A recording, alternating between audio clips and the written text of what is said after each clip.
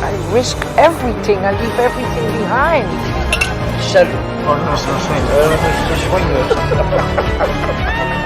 Или потому что я сильна.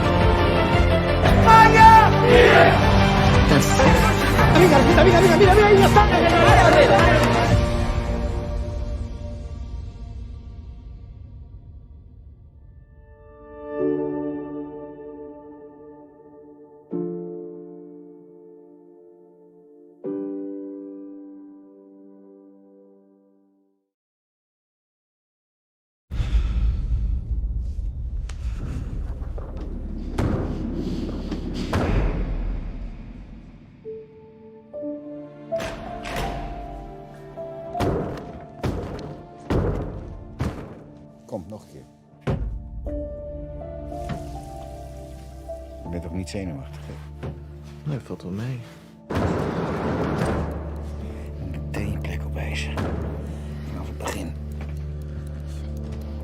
Hey!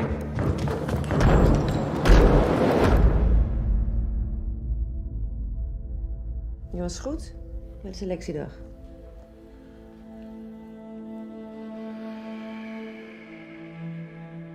Ga je handen kruisen over je borst?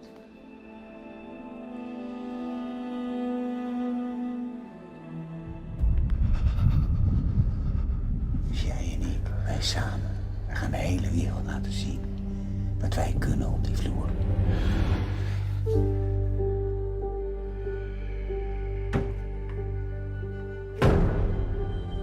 Wat is jouw mooiste droom die je ooit hebt gehad? Dat ik Olympisch goud. Heb je dan nooit een mooie droom? Moet je naar huis?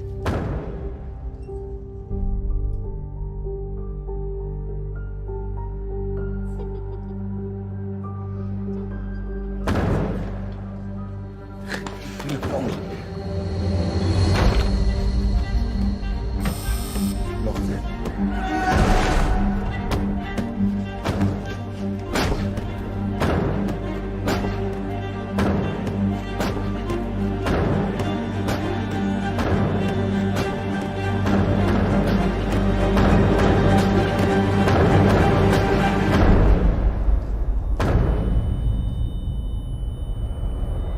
Yes.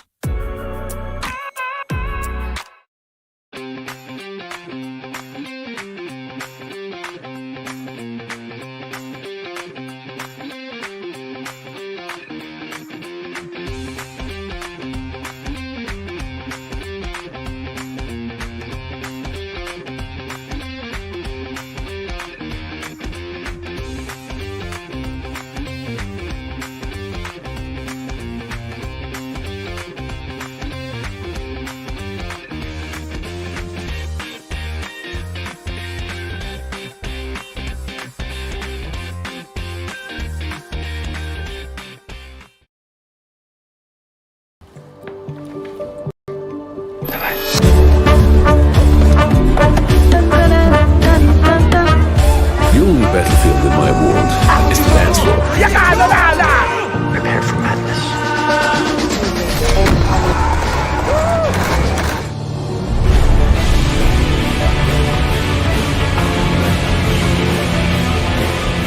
When I stay here, I risk everything. I leave everything behind.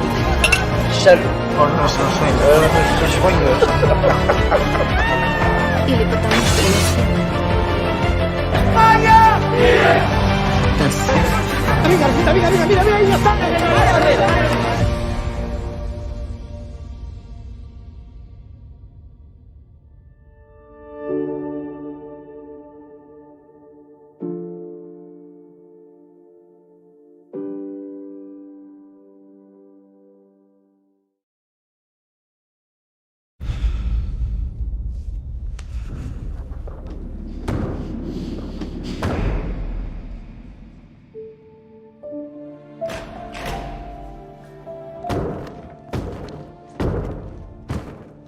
Nog een keer. Je bent toch niet zenuwachtig, hè? Nee, valt wel mee. Je moet meteen je plek opwijzen. Vanaf het begin.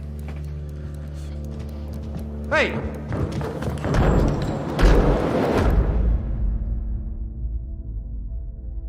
Je was goed. Bij de selectiedag.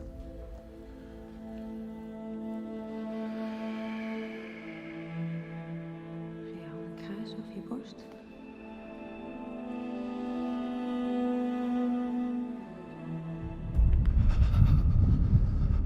Dus jij en ik, wij samen. We gaan de hele wereld laten zien.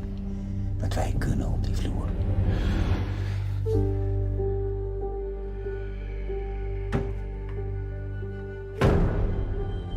Wat is jouw mooiste droom die je ooit hebt gehad? Dat ik Olympisch goud doe. Heb je dan nooit een mooie droom? Moet je naar huis?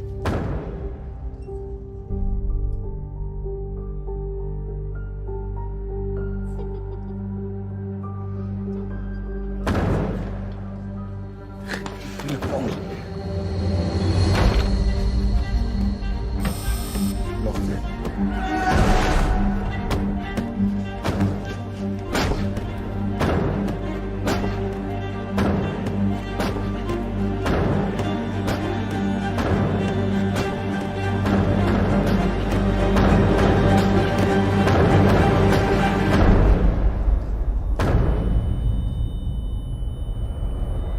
Yes.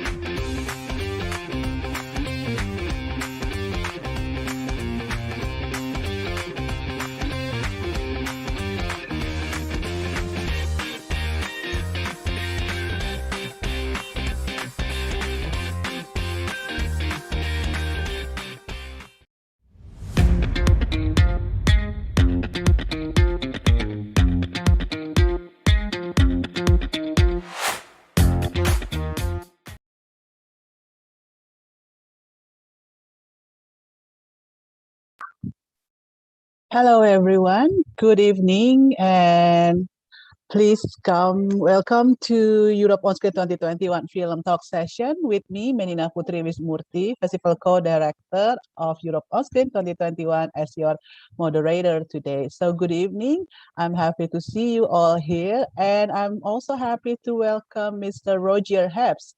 Hi, Rogier. Hello. Hi. Hi, good to see you. Good afternoon. I think right now it's like what time now in Netherlands? 2:00. 2 o'clock. Okay. So As you can, yeah, here is 7 p.m. right now.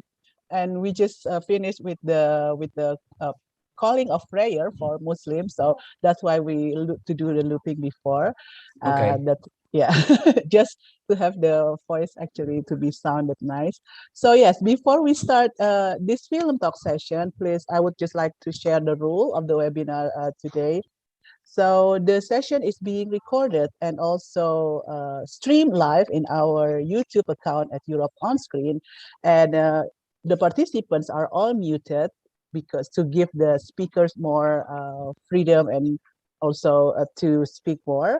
And then if you have questions, you can basically write down your questions at the Q&A button below. And if you want to ask Rogier in Indonesian language, please do so. I will help to translate them to you. And all the session tonight would be conducted in English. So, hello, Rogier. How are you doing? How is actually the pandemic situation right now in Netherlands. Well, yeah, it's finally back to normal since yesterday. So we don't have like the distance anymore, the 1.5 meters. So they canceled it yesterday. So yeah, we're almost back to normal finally. Oh, thanks God. And then also the cinema are already open Yeah, cinema's also open. Yeah, yeah. with full capacity. I'm not. I think so. Yeah, I'm not sure. I haven't been there in I don't know, in 4 weeks or so. So I don't know what the situation is right now. But I think they do. Oh, nice. I mean, here we still have, I think, like around 50 or even more, like 30 capacity, and it's just open a couple weeks ago for the last weekend. Okay. Yeah. So still not there yet. No. No, still not there yet. We are still in the semi kind of lockdown, but but we're getting there, hopefully, crossing fingers. Exactly. Yes. So for the films, today we are so happy to be able to screen your film that started today. And I would just like to know, what was your first inspiration in making Goud? I think my biggest inspiration was that I read a lot of articles, or at least but also books, always about these really professional tennis players or golf players, and they always had issues with their parents, always. So I found that very intriguing, because a father and a child, of course, have a different relationship than a coach and a child. So for me, for me, I wanted to do something with that relationship, and I think that was the starting point for Goud. So to explore more about the relationship between Timo and also his father Ward, and then I mean, going deeper, I think that can be seen directly in the first scene, in the first beginning of the film, and then when you go deeper, that apparently it's also provide more of into psychological side of a Timo then. Yeah, because it's also, I think it's also when you're only have focus in life on sports, just sports, you don't develop yourself as a young teenager. So, and that's something also what I found intriguing about gymnastics, because in the beginning it wasn't about gymnastics. It could be, we thought maybe it was just about the relationship, about an athlete or an athlete professional and his father. So it could have been tennis or something else, but for us it wasn't that visually striking, or we didn't want to show these long matches and stuff like that. So, but then we ended up at gymnastics, and what I found really intriguing is that these guys are 15, 16 years old. They look like men, because they're all like, they're 3 times me. They're very physical, but inside they're still a child. Yeah, because they've never been drunk. They've never failed probably something. They're only focused on competing, sports. And I found that very intriguing, that they're still a child, basically. Yeah, and it is also, but in another point, you also try to deliver how this relationship between Timo and what works, like how Timo really taking care of his father, but without questions, but then it felt so close, but also feels so distant, because he couldn't basically just express his own feelings, what his own thoughts. That's also something that's really intriguing to watch. I was just like wondering, how did you find the actors to both starting taking the role of Timo and Ward? Yeah, I think the biggest challenge was, of course, finding Timo, because we had like a big discussion. Like, should we like find an actor and train him for a couple of months, for 6 months? True. But then I asked some gymnastics, because I was interviewing these guys, and they were all laughing at me, because they said, like, we've been doing this for 12 years. You think somebody can teach this in a couple of months? are you insane? It's like, okay, well, forget about it. And we didn't want a body double because it's too time consuming, somebody else doing the flick flack. So then we said, okay, let's find a gymnastic who can act. But of course, that's that's very, Yeah. there aren't that many options. There aren't that many boys doing it in the Netherlands, gymnastics at this level. So we had like a casting, and I think like 20 guys showed up. Some were really bad in acting, some were really good in gymnastics, so it was very difficult. And then I saw David, and I was I immediately thought, yeah, he's the guy. So when you saw David, then directly that he could be perfectly well for Timo. As for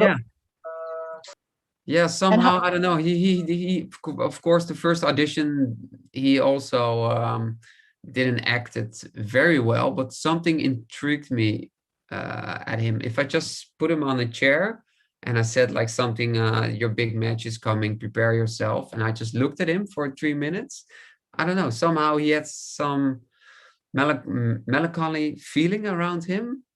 He had like something is going on inside his head when he was just sitting there. And then I just said, like, let's focus on giving him acting lessons in these months and make sure he feels confident. And then we started that process. So we turned it around. So he was not really a professional actor, more of an athlete. Wow, that's this is the first thing he's ever done. Okay, I hope that he will not give up his career and then choosing to become an actor right now. No, he gave up the gymnastics and he's now acting. He is. Yeah. He is really? Oh wow. Yeah. So it was funny. It was for him, I think, one of the biggest changes. Life-changing elements. Yeah. Yeah. And how about Ward and also the psychologist, Irene? Did you already have them in mind when you made the character? No, I think when we found Timo, then we started looking for the other actors because it's always about chemistry. So we had some options for the father, but what I found really important is that he's quite, of course, these type of fathers who are yelling next to the sideline, So, but I wanted to show a father who was vulnerable. So he was more like on a psychology level, he had him totally in control, but on a physical level, he was totally disabled and weak and soft. And so when I saw Marcel coming in and I let him play a scene that he had to carry him, from one bed to another bed or something. And then he had his father in his arms. So Marcel is quite thin, he's not a very big man. And it I don't know, it was such a striking image that this boy Timo was carrying this adult man in his hands. And then I thought, like, this is, I think they are the perfect combination. And you just know directly that it will match. Yeah, because somehow he was the only one who could be very strict and intimidating, but still vulnerable. Yeah. And somehow, because otherwise I would have hated the father from the first scene and would have hated him even more, but I wanted the people, the audience also feel slightly sad for him that of course his dream never came true, and now he's all projecting it on his kid, and he's also it comes from somewhere else. Yes, I think also earlier you mentioned that the inspiration is because you often see this kind of problems between athletes and their parents. And we've all known probably from autobiography of famous athletes that there's always something to do with their parents. And like what you said, Ward was sometimes looking very frustrated with his own dream, but then he projected it through Timo.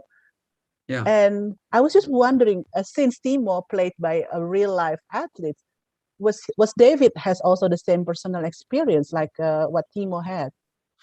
Well, I was hoping for that, of course, but he said, no, my parents are very relaxed and they're like Okay, always thank supporting God. me. I was like, oh, damn it. Now you have to act it all. Oh, shit. Yeah. No, but he knew it. He knew it from kids around him. And he says, like, I see it all the time. Of course, also in the locker rooms with other athletes on European Championships. So he knows the pressure that parents can give on teammates of him. Yes. And were there any biggest challenge that you found when you making this film? I feel that there was like I was very much impressed how you created the intensity, and then how Timo's attention shifted to Irene, but then again it twisted around, reflecting to what he had in the past. So I was just wondering, were there any challenge in creating such character? Because there was like a lot of twisting in psychological issue too. Well, the biggest, I think, well, of course, I think what I found really important, that especially with the relationship of Irene, that it, of course, it's a sexual tension, but there's also something else. It's also like she's a mother, and that's why also when we were researching the type of exercises she does with athletes, and this physiotherapist showed me the one where they do like this, and then I thought like, oh, it's like almost like a baby. You know, like she's carrying a baby. Yeah, exactly. So for me, it was really important that it wasn't just, for me, it was too plain if it was just like, oh, sexual tension, you know, with this physiotherapist. No, it's something very much deeper, something that he doesn't know it's there, and suddenly it awakens, and it's and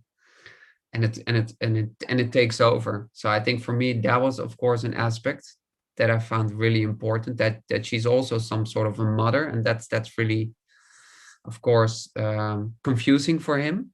Yes. But there were also a lot of, I think that the biggest challenge was also the whole physical aspect, because if something happened to David, then the whole film had to shut down, because he did all the exercises himself, and it's quite a physical, it can be really tricky if you just snap something, and it happened to other guys on the shoot. So we were constantly worried that he might fall, break, something might happen. So that was one of the, I think, the most scariest things. That what if something happens to him? Does the whole film shut? Do we have to shut for, I don't know, weeks, months? I don't know. So, but fortunately, it didn't happen. Everything went well. And we also shot, I think that's also a nice, the ending scene, we shot on a real tournament. Oh. So it wasn't staged, it was like the real deal. And we had like, in between the breaks, we had 10 minutes for shooting his exercise. So that's why we came up with the Steadicam. So we can do it like 3 takes and shoot this whole exercise in between this 10 minutes. So that was also quite stressful, because he had to do the triple salto and land it. The first time he failed because he fall, and I was watching it behind. And then the second one, that was our last take, he nailed it perfectly. So that's why the audience, all the audio is also real. Everybody was like, yeah. And he was like, oh, he was on fire, because it was like for him also an exercise that was quite difficult. He was training for weeks during the production to make that triple salto land. So when he nailed that one, everybody in the back was cheering, the whole crew. And that was, I think that was one of the most challenging moments, but also one of the most special moments. Yes, and you get your shot. I mean, so that was like a real life response from the audience. Yeah. Oh my God. I mean, I couldn't help myself to clap as well at that. I was like, whoa, I get so excited. Oh, no wonder. I was like, thinking, this is very good stage. Yeah. Everybody, and then apparently it's not stage at all. Wow. No, it's just a real deal.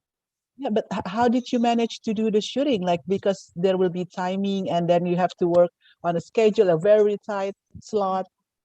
Yeah, so they said like you can come up on the real stage for real. So my DOP was just what we knew when it was about to happen, but we didn't know how the lights were or stuff like that because they didn't tell us. Yes. They didn't told us, so we just went. So our fake Dutch team just walked behind Germany, and you can also see the guys looking like, who are these guys? That's true. Like, who are these guys? I've never seen them before because they're all like actors. But then I don't know, somehow it feels so real and feels so, yeah, it was very exciting to shoot because we didn't know how it was gonna look, but it looked, from my point, I think it looked stunning with the flares and he's walking there, bum bum bum, and I don't know, it worked.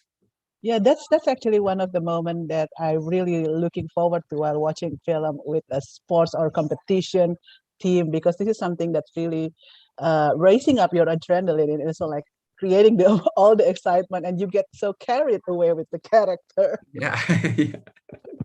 I can Yeah. understand the confusion from the from the German team. Yeah. Like, who are these guys? Yeah.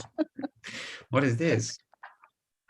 Yeah, that's a funny one. So yes, we have already questions from our audience. One is from Bambang Junaidi. Hi Rogier, I saw your film Gold a few days ago. It's such a strong film, but I couldn't help wondering, why do you choose gymnastic instead of other sport?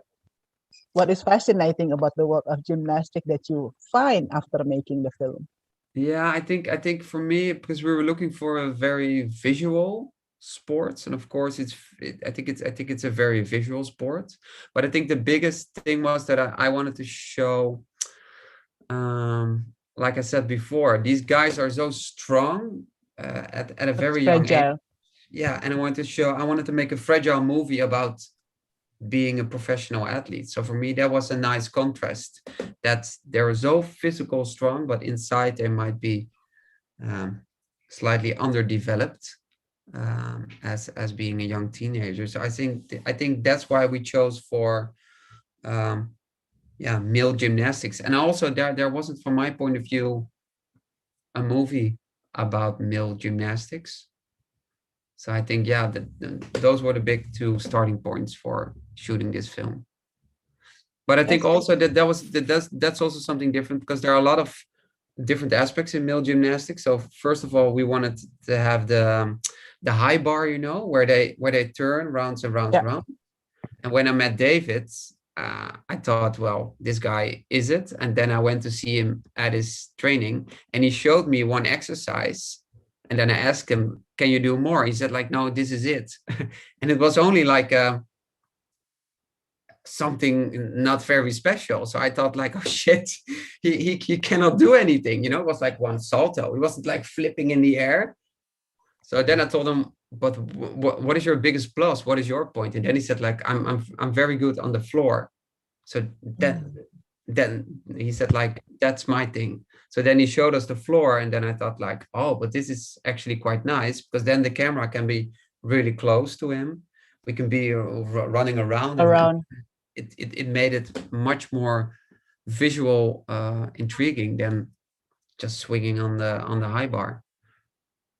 Yeah, and I think that's also make it more unique in terms of gymnastic, because we usually are commonly seen the one with the bar, and then now we have Timo doing splendidly all this pose. Yeah. The salto, and wow, like what said, like, do the half Arabian and then do this. Yeah. Exactly. That was very impressive. So, we have also other question from the audience, from Kurniawan E. Hi Rogier, I love the characters in this movie. All of them has very strong character. How do you cast the actors? I think we have already talked about that, but maybe you could just, if you have others information that you would like to add. No, I think like I said, we casted a real gymnastics for Timo, and I think also all the guys around him are real gymnastics. So they were all Oh, non-actors. okay, including the coach too, the one that. No, only the coach and the physiotherapist and his father, those were actors, and I think that combination is nice because then the real actors can help the non-actors, and the Yes. non-actors can help the actors because they didn't know anything about gymnastics, so they teach them everything. Right. And also there's also another question from Leonardo Chandra. He's writing in Indonesian, and I will translate that to you. I think the film is very interesting because it has different than other film who just usually covered the history of an athlete. If there is a sequel, will you gonna do Timo's effort in Tokyo, or probably continue the love story with Irene, or would you like to convey more of the past with Timo's mother? Mm, I don't think that there will be a sequel. There won't be Gold 2, unfortunately. No, I think the story ends here, that he makes a decision that he's choosing a different path in life. But I think something that is intriguing, that it also that was also one of the reasons of making this film, is that there are a lot of sports movies, but they always show the same story from my point of view. They always Yes, say if you work hard enough, if you train you will hard get enough, eventually you will get there. And most of the time all these guys work hard enough and you will not get there, or you will not be happy while you get there. So for me, that was the biggest reason also one of the reasons of making this film, to show a different aspect of the life of being a professional athlete. yeah. I mean, I can see in Gold, it felt people will probably see it. Oh, it's a very masculine film, but when you saw it, it's not really about masculinity. It's more about how they explore their feelings, and how I was just like surprised that these athletes, they were not really have the chance to basically express their feelings. Exactly. Yeah, yeah, that's exactly it. Yeah, because they were Yeah, so strict in in working towards succession, and failure is not an option, and you can be weak, but of course everybody has feelings, and they're all human beings. So what happens yeah. inside them, most of the time you don't see that. Hmm. Yes, and So also yeah, maybe also before the audience was asking about the reconciliation, probably because, well, people love happy ending, but then the truth is reconciliation has to go, like for example, like Timo and his mom. I think that needs to go more than just a happy ending. Don't think another film would actually cover that. no, no. It's more like he has to grow and stand on his own legs, and that's the biggest challenge. So he can't wait for his father anymore, and he Yeah. can't wait for his mother anymore. He has to do it himself. Yes, and and he has to know that he has the choice to do so, like because everything was already planned for him. That's Exactly. really, yeah, that's really really good to know. I was just wondering, how was the response? I know that your film has been premiered in the Rotterdam Yeah. Film Festival, but has it meet the audience in the cinema in Netherlands? It was about to go in the cinemas a week before a week after the lockdown. So that was supposed to be premiere in April or in March It was in last May. year. Yeah, Ah, in okay. May. So there were all banners in the city, like gold, Oh, and then oh no, I'm so sorry. yeah, that was really shitty. But will it be premiere now that No, the cinema will be open, or will it go directly to the other platform? they've sent it online towards online platforms. Ah, okay.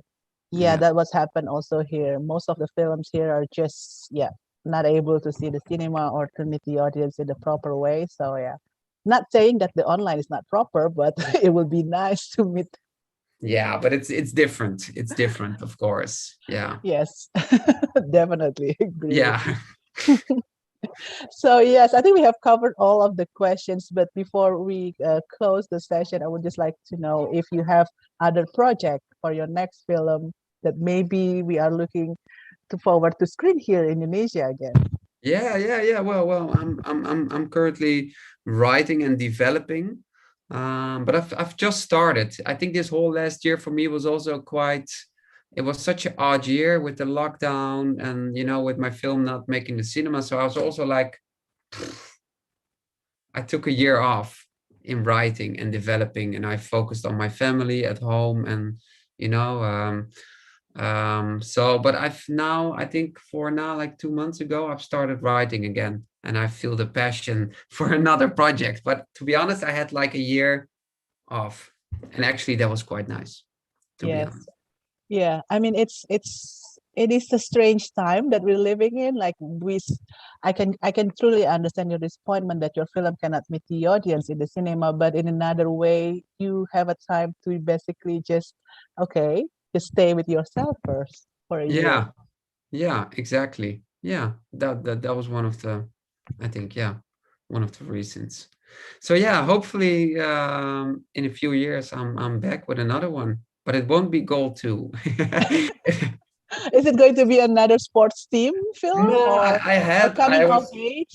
No, yeah, I was working on a big movie about a soccer, but eventually we also said like, no, something new, something different. But no. Maybe No another sports. genre film. That would be interesting. Yeah. Could be fun. Yeah, that's true. That will be fun.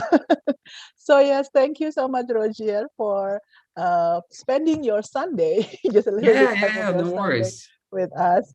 So yes, but before we end it, I think we need to take a photo first, but I don't know how to do it. So Fina will give us the cue as our host at the webinar. Fina, please. Yes, thank you, Mbak Putri. So we will do the photo session. Please look at the camera, show your best pose, and smile. I will count to 3. Okay. So, yes. 1, 2, 3. Thank you. Let's do it once again. Last one, I promise. Okay. 1. And so cute. 1, 2, 3. Thank you very much. Cool. Thank you, Fina. So yeah, this is just our ritual. I mean, we're Asian. We love to take photos. It's okay. I love it too. Okay, then we will send them to you after this and also the link to our YouTube. So thank you so much, Rogier, for joining me tonight. Well, in your case, in this afternoon, in this Sunday. Afternoon. Yeah. No, thank you. And thank you for all the nice questions and that you guys watched my movie and liked it. And so I feel honored. Thank you. We are so also honored to have your films here. It's not often that we see Dutch film in Indonesia, so only through this festival we could screen them. Yeah, cool. No, it's really nice that it's somewhere out there. So that's really cool. Yes. So yes, thank you. And I wish you a nice weekend and also good luck with your new project, with your writing. I hope that we can see again your film sometimes in the future. Yeah, I hope so too. I will let you know. Great. Thanks. Okay. All right. Okay. Bye-bye. See you. Bye-bye. Okay, that was our session with Mr. Rogier Hesp from Netherlands. He is the film director of Goud that is starting to screen in our festival. Please, if you want to see the film, the tickets are still available. And for the winner of the session today, okay, yes. So the winner will win a special package from Europe On Screen 2021, and the winner goes to Kurniawan E. Congratulations! Our team will contact you on the address and the details. So yes, we will still have another film talk, and then after that, tomorrow we will have our virtual closing ceremony. Oh my God! Finally, we close the festival, even though we still have more films to be screened until Saturday, the 2nd of October. But if you want to join our virtual closing ceremony, please do so. Please join me and Nova tomorrow at 4 p.m. You can directly register yourself. You can see how to register it from our social media in Europe on Screen, Instagram, and also in our website, Twitter, Facebook, TikTok, and also podcast. Please join us tomorrow. There will be also another film talks tomorrow. There will be 2 film talks tomorrow too. So join us again. And tonight we'll still have film talks and then also festival hangouts with my colleague Novalia Zip. At this moment, I wish you a good start of Monday tomorrow. Do not be afraid because tomorrow is Monday, but just enjoy the rest of tonight with your family, your loved one, or even with yourself watching good films at Europe On Screen 2021. Me, Putri, signing off and see you again tomorrow. Ciao.